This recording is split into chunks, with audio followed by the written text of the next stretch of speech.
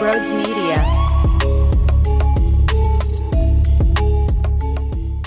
What is going on, everybody? Welcome on into Bleacher Report Live. I cannot believe the Eagles play in just a couple of days in Brazil, of all places. And I love the fact that they have to face this level of uncertainty.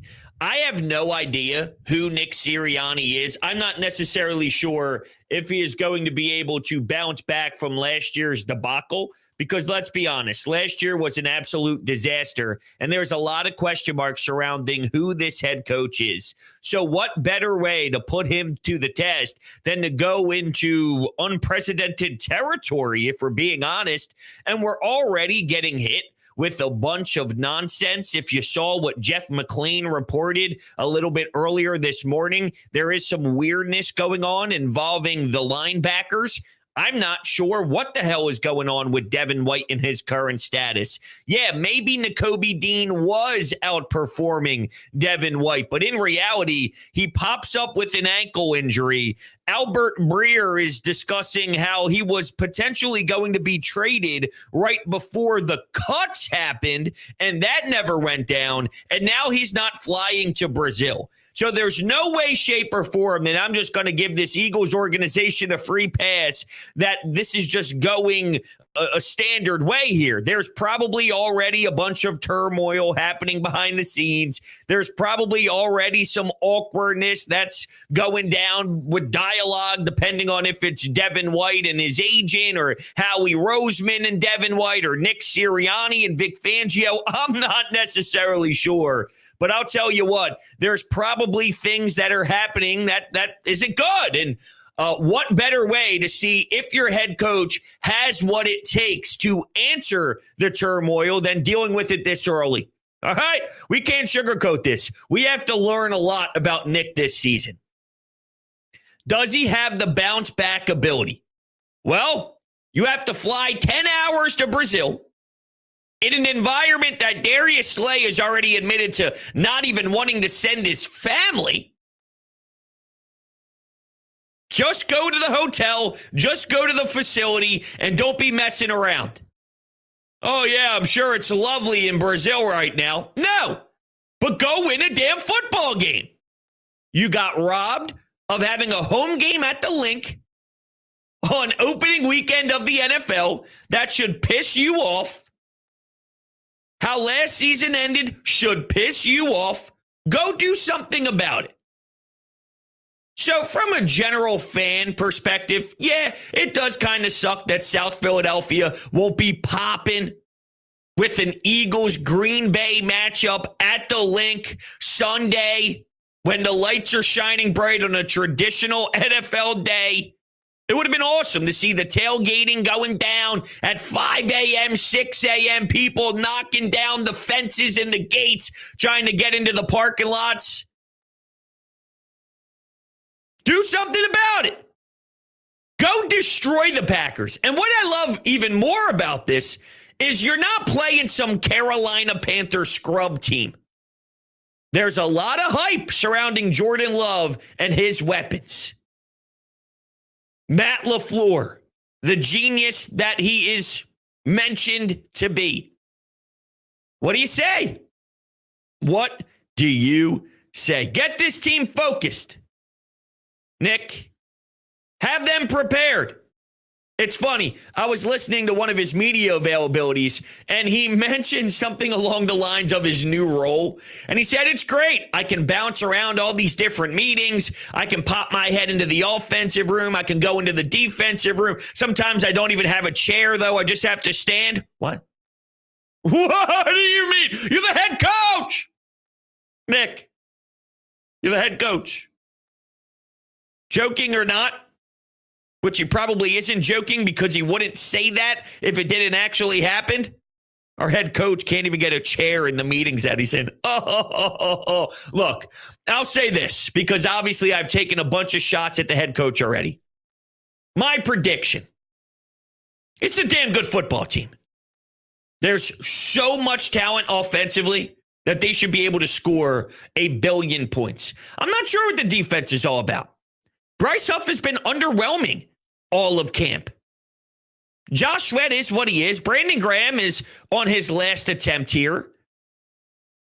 Yeah, Jalen Carter could be a game changer and a game wrecker. Not sure about Jordan Davis. So I have question marks about the pass rush. I definitely have question marks about the linebacker. Nakobe Dean, yeah, he might be performing better than Devin White. Devin White is also the same guy that Todd Bowles said, sit your ass on the bench. I want nothing to do with you in Tampa Bay. So is it because Nakobe Dean is lights out and a legitimate surgeon that deserves a green dot on his helmet? Or is it more, hey, he's at least better than what Devin White provides us, which was a swing and a miss? A calculated risk, but one that we didn't end up getting the winning end of. Are you better than a -2 if Devin White is potentially a -2? So I'm not sold on the linebackers by any means. And the preseason snaps, they normally indicate a story. Why were the preseason snaps the way they were between Devin White? It's not as if Devin White was out there playing as much as Nakobe Dean was. Why was Nakobe Dean? So this whole depth chart thing and Nakobe Dean jumped over Devin White, I'm not buying it. And I also have no idea what Nolan Smith is. I'm very underwhelmed with Nolan Smith, and I have serious concerns. So I say this all, which I know it sounds as if I'm just destroying this team and making it seem like they're a nobody. I think they can win 12 games this year. I think they can go 12-5. And my prediction, before we even see the first snap and the first game and the first time they run out of the tunnel legitimately, I see this as a 12-5 team that can go to the NFC Championship game. Maybe they lose because it's on the road and they don't host it because they don't have the best record in the NFC. And the reason I feel that way, because once again, I know it doesn't sound like I'm uber optimistic, and I am offensively. I'm not about the coach and I'm not about the defense. Is because I base it off of, whether this is right or wrong, fair or not, I base this off of Howie Roseman. What Howie Roseman has done this season, and this offseason, I should say,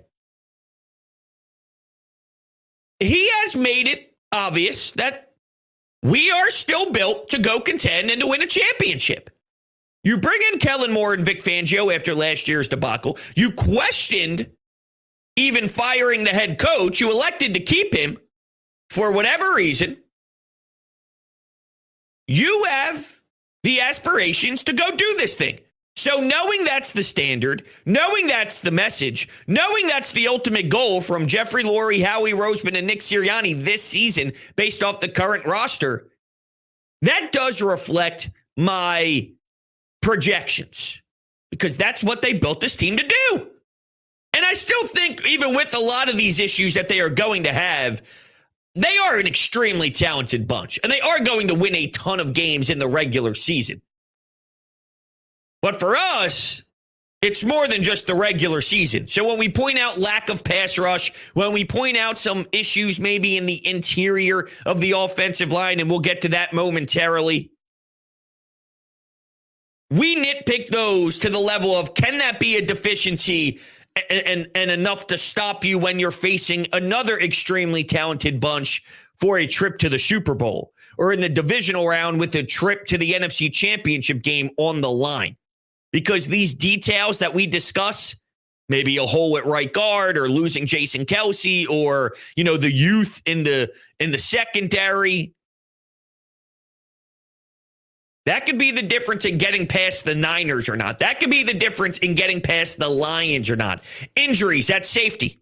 Fellas, Avonte Maddox. I don't even know if James Bradbury can play the damn position. Cooper DeJean, who didn't look pretty in his snaps in that final preseason game. Who else am I missing? CJ Gardner-Johnson has been banged up nonstop. These are serious concerns. So I don't like that I sound the way that I do, if I'm being transparent. I didn't know how it would even portray. Like, I don't know what the message would portray to the people. I'm just truly speaking from my heart. So I say all that and still think they're going to win 12 games and maybe even get to the NFC Championship game. But I hold this team to a high standard. We're not the Panthers. We're not the Cowboys. I expect to actually do something when you get to the playoffs and not fall flat on your face. So what could be the difference in falling falling on your face or not? Well, that's what we're trying to figure out. All right, I put up a Bleacher Report poll of the show, and it's split 50-50 right now. The Bleacher Report poll question is, will the Eagles have the best record in the NFC by the time the regular season is over? 50-50, yes and no. I will throw my answer in there as well, and I will say no. I will say no. There'll be a division winner. There'll be a top 3 team in the NFC, but will they have the ultimate best record when it's said and done? No. I actually hate, and I mean hate, where their bye week is, knowing that last year a lot of these guys hit a wall. They don't have the luxury of being able to look maybe halfway through the schedule and say that's a great opportunity to regroup. They also have a ton of road games in the early stages of the season. The game against the Packers is technically a home game, but you're flying to Brazil. You get a home game on a Monday night, and then you see Tampa Bay, you see New Orleans, flip-flop those. I believe it's New Orleans and then Tampa Bay, just off the top of my head. Regardless, the order doesn't matter. You're on the road a lot. You're on the road a lot. So a bunch of adversity. But once again, I wouldn't want it any other way because Nick showed he didn't have the answers last year. Whether it was personnel, whether it was the organization collectively as a unit, wondering if a defensive coordinator change would be the answer. Whatever it was, whatever they tried, whatever they discussed behind closed doors, they couldn't figure it out. I need Nick to figure it out early here. Get the team inspired. Get the fellas going. And which gives Nick a little bit of an advantage here is it's week 1.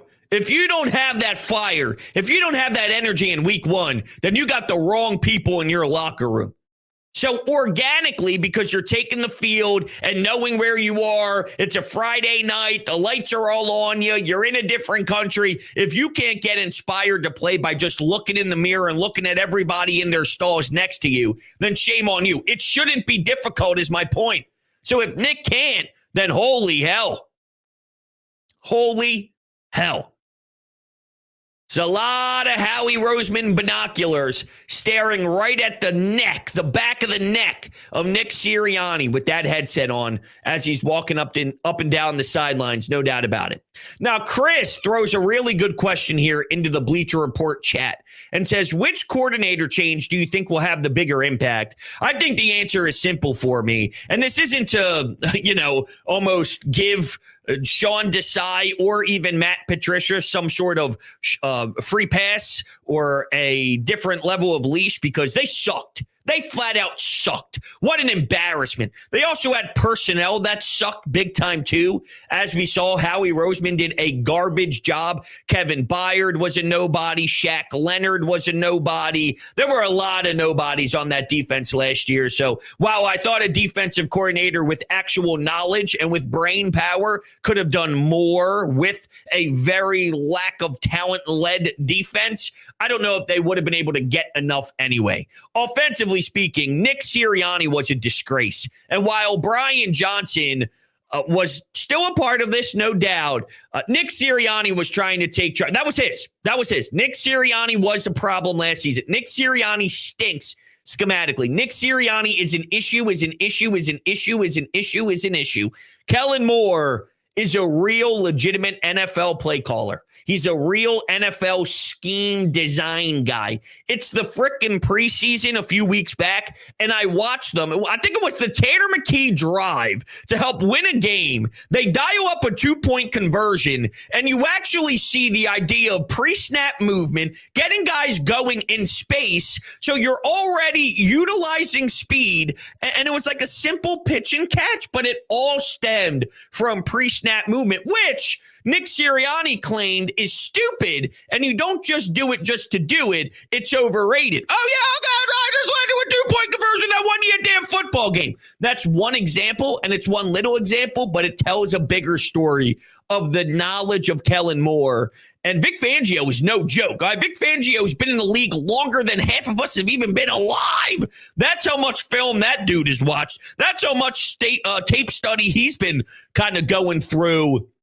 He knows more than anything. And that's great. And that's important.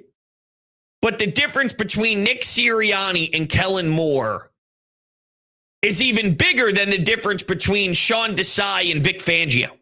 And it's even bigger than Matt Patricia and Vic Fangio, which that is a large margin. I want to be very clear that the difference between those two men that I just mentioned on the defensive side is light years difference. And the difference between Nick Sirianni and Kellen Moore is even more light years of a difference. That's how tragic Nick Sirianni was in my eyes. All right, a few things I'm excited for. I'm excited for Quinyon Mitchell in the slot. I'm excited for Kellen Moore's offense, as I alluded to, and just Jalen Hurts throwing dots all over the field. There was something that was interesting over the last week or so that I haven't had an opportunity to discuss yet, and that's Jalen Hurts' remarks on Jason Kelce handling things at the line of scrimmage. Now, if you don't remember, if you were not nitpicking press conferences, if you will, I do want to just give you a little bit of the summary here. Apparently, Jalen Hurts last season was told not to worry about certain things at the line of scrimmage, which, remember, a huge controversial piece to last year's downfall was their inability to attack a blitz. And this is basic blitz knowledge, and they had zero answers. They're asking wide receivers to go run deep routes. Things don't have time to even develop before there's people in Jalen's face. How do you think that's going to go, dude? It's going to be an absolute abomination. And we watched it on a week-by-week basis. So he was told not to pay attention to things at the live and the scrimmage, and he even mentioned that his eagerness to learn over the last few years halted because of it. So the question becomes, is Jalen Hurts not accepting accountability and not putting any of the blame on his chest? And he's saying, yeah, this was Jason Kelce's job. Or was he actually right? Look, if the Eagles say, Jalen, there's other areas to focus on. We have a Hall of Fame center with an obnoxious amount of information and game experience. We'll let him work with that. And that's truly what happened. So when he's telling the truth to the world, he's just telling the truth, which is the right way to kind of describe the quarterback right now with that answer. And I'll go with the latter. While I've been on the record saying I want my quarterback to take all the blame, even if it's not really his to take and all that, and I stand by that, and yeah, maybe I wish Jalen took a different route. I don't really rip him apart for this. And I also don't blame the Eagles to tell Jason Kelce that he could be the one to sort of set the tone there at the line and be the one with the words and be the one with maybe certain decisions out there. It's a Hall of Fame center. If I found out they weren't allowing Jason Kelce to use his knowledge at the line of scrimmage, I would have been more disappointed than Jason Kelce having the loud voice and it failing, if I'm being honest. If I say, Jason, be you, do you, let's go. Now, maybe the right answer is there could have been some version of a marriage where Jason and Jalen could have worked together and gotten better results at the line of scrimmage with the blitz packages and just in general. And fair. Maybe that's it. But I'm not going to crush the Eagles for thinking Kelce can have the most impactful say at the line. It didn't work. There's probably a bunch of other reasons why it didn't work. Maybe there wasn't anything built into the offense to work regardless on what he sees pre-snap. That's normally what I lean on at the end of the day when it comes to the failures of last season. But I thought that was interesting. I'm not really blaming the Eagles. I'm not blaming Jalen for his answer either. I'm just sort of there for this one, which is a weird spot to be, by the way, because if you didn't know, I'm a very opinionated lad, and I will absolutely fall on one side 99.9% of the time. But for this one, I just don't know if it hits me any type of way. Maybe it's because I'm just ready for this next season to start and I'm over that but I'm not also over it because I think about Nick Sirianni's failures every single day for whatever it's worth. Here's one of the last things I want to touch on, though, that I have in my notes here, because I am worried about the offensive line. And I took a call on the radio about a week or two ago, and it was, why are you so worried, Brodes? Look at our left tackle. Jordan Mailata is one of the best left tackles in the league. Look at our left guard. Landon Dickerson is one of the best guards in the league. Look at our right tackle. Lane Thompson is a Hall of Fame guy. When he's playing, you win. The splits tell you. When he's not active, when he's not dressed, when he is maybe on the sidelines because he can't participate due to being banged up, you lose. That's how important he is to winning, and he's here right now, and he will be protecting Jalen Hurts. So why are you worried about maybe a center who Jason Kelce, a Hall of Famer, selected and said, I love his skill set. I think he could be a workhorse. Let's go with it. And Mekhi Becton, who is a former first-round pick sliding into a guard position that isn't really his comfort zone, but there's really no reason to worry. Think about the 3 of the 5 guys I just mentioned. Every team in the league would sign up for that in a heartbeat. And I don't disagree with that. I don't think they have the depth. So to think in the NFL that your offensive line is just going to stay upright for the longevity of it is naive. So I don't feel as good about maybe some of the options that you had previously that could slide in there. Yes, Jeff Stoutland is a magician, and you have arguably the most creative and sensational offensive line coach to ever exist. But there's only so much you can do with that.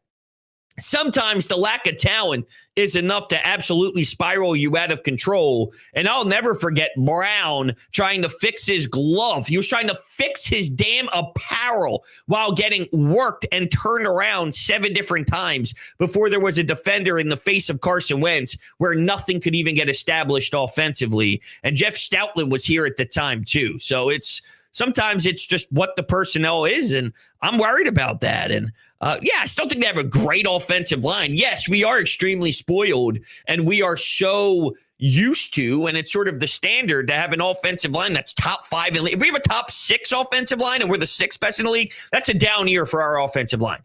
That is how much it has been a staple of what we have been used to as Eagles fans. I get that. I acknowledge it. But I don't think it's ludicrous to wonder if they have the depth that they have had in years past. A healthy offensive line, though, with Saquon Barkley is going to be insane. Going to be legitimately insane. So where do I stand here before we head into this game against the Packers? Obviously, there's a lot of unknowns in week 1, and it is a very bizarre week. But I don't know what else to do other than to say, look at all of the firepower offensively, and I have to go Eagles. I mean, I'd be an idiot to not say Eagles before the first game of the season. That's what you're supposed to do. And I'm sure all Packers fans are thinking the same damn thing. They're going to go into Brazil. Jordan Love and their crew is going to make plays against this defense because Vic Fangio has a lot of youth out there, and they don't have a lot of pass rush. And, like Quinyon Mitchell, what's Cooper DeJean's role? Oh, by the way, when I mentioned all the injuries to the safeties, Reed Blankenship was banged up by the end. Sidney Brown obviously got hurt last year as well. So there's some concerns out there. It's not all a bunch of youth, right? I mean, Darius Slay, as I mentioned, Brandon Graham, Josh Sweat has been in the league for a little bit, but it's either, I feel, on the back 9 or on the early stages of the front 9. I don't know what Isaiah Rodgers is due to him not playing football for a little bit. I don't know. It's going to be better than next year, though. It's going to be better than last year, though. I just don't know if they're going to get the pass rush. And what are the Eagles without a pass rush? Is it as simple as if your coverage is better, that it gives your defensive line more time to get to the quarterback? Because last year you had stiffs and legitimate cones out there defensively. The quarterbacks could get the ball out so quickly and find their guys in rhythm that you couldn't get home because your defense was Swiss cheese and a sieve. And now that you have, in theory, better coverage, if you're tighter and you're collapsing more on the wide receivers and on the playmakers, and then the quarterback has to hold the ball and look through progressions longer, that gives you the ability maybe to get into the face of the quarterback. I don't know. It's all great in theory, but it never works out that easily. I say Eagles win I'm going to say Green Bay. In Brazil against Green Bay to start the season off, although, as you heard, I am throwing around a ton of questions that I hope we get the answers to rather quickly here. Love you guys to death. I really appreciate you all hanging out with me here on Bleacher Report as they prepare for the Green Bay Packers. Let's see what they got, baby. Let's see what Nick Sirianni has when it comes to CEO, head coach. Mr. I can't find a chair in the back of the defensive meetings.